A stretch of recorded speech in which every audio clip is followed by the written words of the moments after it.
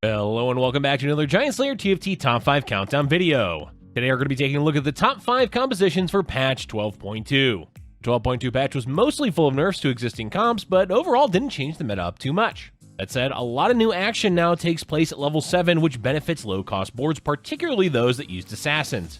But in general, a lot of what worked last meta is still working now, especially if your playstyle favors playing flexibly. Let's go ahead and get started. But before we begin, please don't forget to click the links in our description. Give your support to everyone who helped make this video happen.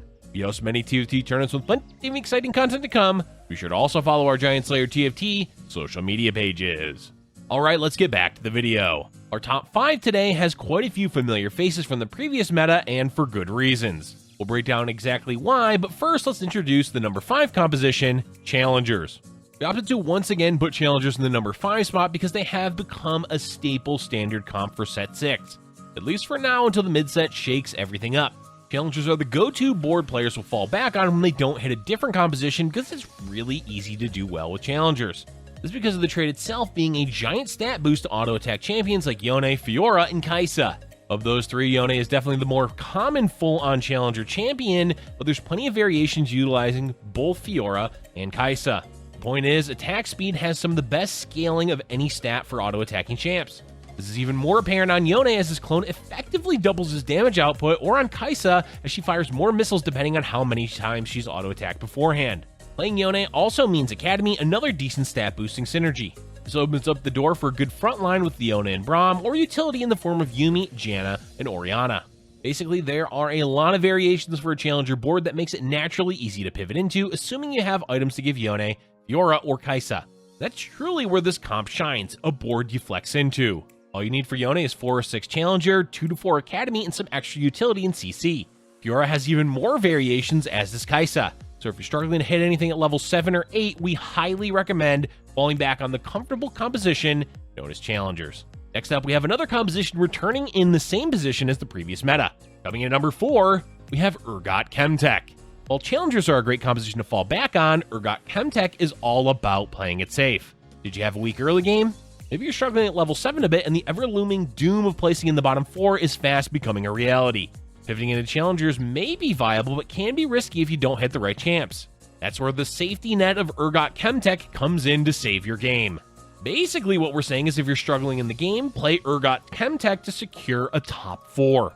That's truly where this comp shines, especially in patch 12.2 as they buffed Urgot slightly and nerfed other parts of the previous meta. It's by no means the strongest composition, but it is consistent, and if climbing ranked is your goal, consistency is key. The reason Urgot Chemtech is so safe is that at level 7, you can easily put together a Chemtech board that stabilizes. There's a plethora of Chemtech champions to choose from, most of which are low cost, which makes them easy to 2-star. Urgot and Mundo are still essential, but even level 1, they're both capable of doing well. Just make sure you have items for Urgot. As for the board itself, you're looking for Mundo, Zac, Lissandra, Singed, and Urgot for the Chemtech units, plus Kog'Maw to provide Twin Shot. There's definitely leeway here to add in different champions depending on what you hit, but those 6 champions are all you need to make a stable Chemtech board. The other piece of the puzzle is Urgot's items, which can be Last Whisper, Runaan's Hurricane, and Guardian Angel. Besides those 3, Infinity Edge is decent, as is Static Shiv.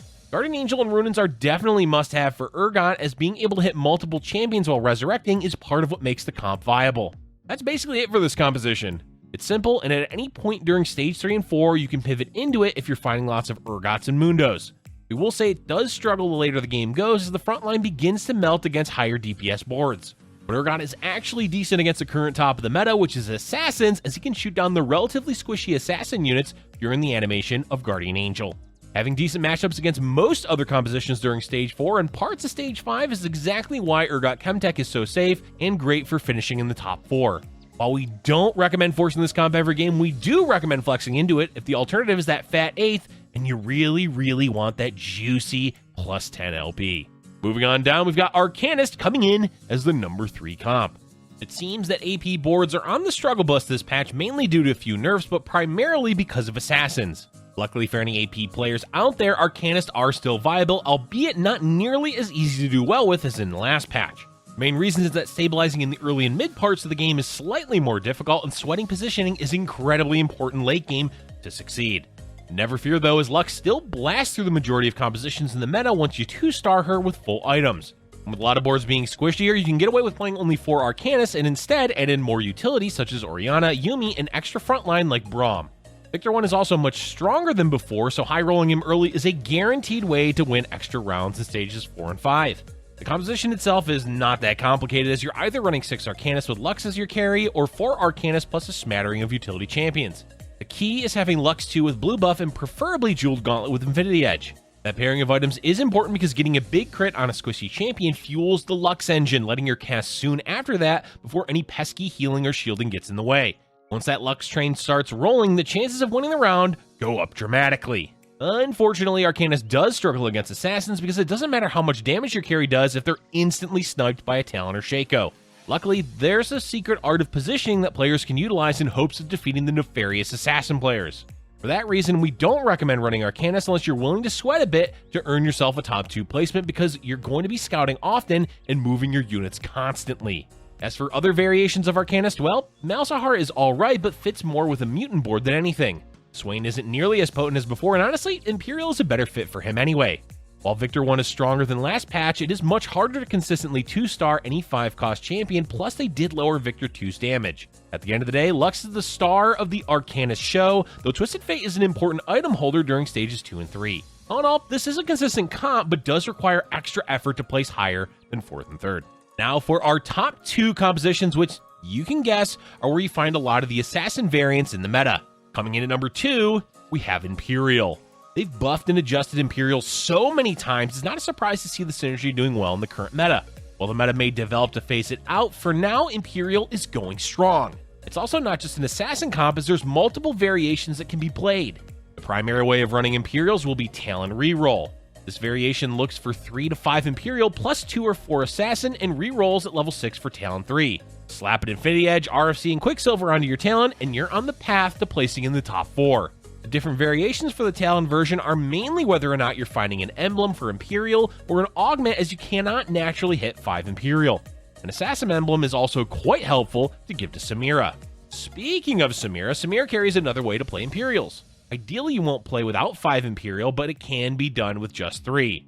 Much like the Talon version, giving Samira an Assassin emblem can do a ton of work, but there's quite a few other emblems you can give her, such as Protector. Whichever way you go about it, the variation of Imperial rolls at level 7 to find Samira 3, 3 to 5 Imperials, and a Challenger to pair alongside Samira. Those are the main 2 ways to run Imperial, though we want to make it clear that Imperial has a lot of minute details that alter the exact way you run the comp. The core, though, is always going to use Scion, Talon, and Samira. Swain is definitely playable, but isn't all that necessary unless you're running 5. That said, there is a variation with Swain as the carry, but it is relatively niche, so we're not going to cover it. From the core 3 champions, the way Imperials are played depends so much on your augments and whether you have a spatula or not. More so than any other comp, Imperials are the most dependent on augments. Emblems, hearts, all for one. These types of augments can make or break an Imperial board. For that reason, we don't recommend always playing Imperials because sometimes you're not going to be presented with great augments.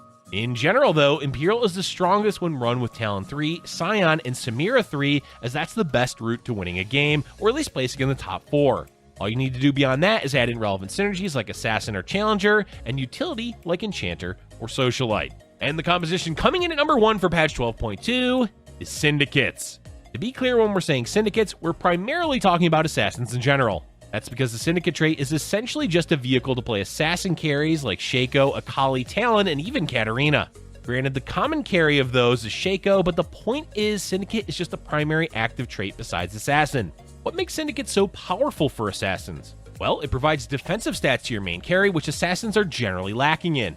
That's going to help Shaco and Akali survive longer in the fight. Syndicate is also one of the stronger opening boards, which makes your stage 3 and 4 even stronger. Adding on to that, the Syndicate and Assassin champions are relatively cheap. Being cheap means stabilizing earlier, meaning you don't have to go through the same process as other compositions of hitting necessary 4 costs on 7 or 8. Of course, you do want Akali eventually, so there is a reliance on finding a 5-cost unit, but on average, a Syndicate board can get by in stages 3, 4, and 5 before needing Akali to scale. There's 2 champions that really help this, Twisted Fate and Shaco. Twisted Fate is your go-to early game item holder, and Shaco 2 is the go-to mid-game carry. Having those 2 champions with Syndicate active is an easy way to ensure a win streak, or at least save you a lot of health. Saving health means more time to find either Shaco 3 or Akali 2, and after that, the chances of winning go up dramatically. Point is, low-cost units that stabilize your board are insanely efficient. The breakdown of the composition itself is quite simple. At level 7, you want Shaco, Braum, Darius, Zyra, and Twisted Fate, plus Echo, and either another assassin or utility champion like Janna. At 8, you add in a 4th assassin, and boom, you're essentially done. The nuance comes from whether you have emblems for Syndicate or Assassin, as they help you hit 7 Syndicate at level 8 or 6 Assassin. Syndicate emblem is a big reason for this composition being the premier Assassin board, because talent with Syndicate is quite good, almost on par with Imperial talent. Echo is also a beastly utility champion, so making him a Syndicate is certainly worthwhile. As for other items, the very best is going to be Infinity Edge, since every assassin can use it effectively. Shaco also uses Last Whisper, Giant Slayer, Runins, and Guardian Angel quite well. Akali basically just needs Infinity Edge and any AP item with a blue buff also being quite good. Echo's primary items are Frozen Heart and Morellonomicon, so in general, you've got a lot of ways to itemize this board. Overall, Syndicates may not be the best option, but when you get the board online, it's definitely the strongest in the meta. That's it for today's video, folks. While a lot of compositions on today's list are returning from the previous meta, we want to emphasize that flexible play is still the best all-around playstyle. There are so many different boards you can end up with in the late game if you're willing to play what the game gives you instead of just forcing the same 2 or 3 comps every game. Let us know in the comment section below what composition is your favorite to play currently. Thank you for watching, and if you're enjoying our content, be sure to like button and subscribe for future Giant Slayer TFT videos.